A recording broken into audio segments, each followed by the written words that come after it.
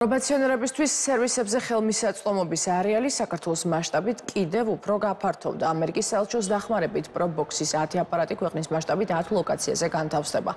საელჩომ სააგენტოს ასევე გადასცა 50 ელექტრონული ზედამხედველობის აპარატურა, რომელიც შინაპატიმრობის აღსრულების პერიოდში ადგილმდებარეობის მუდმივ მონიტორინგს ახორციელებს, ხოლო მსჯავრდებულთა პროფესიული მომზადებისა და გადამზადების ცენტრმა აგროპროდუქციის დისტრიბუცია რეალიზაციისთვის საჩუქრად მიიღო მსუბუქი ავტომობილი და ციფრული ტექნიკა.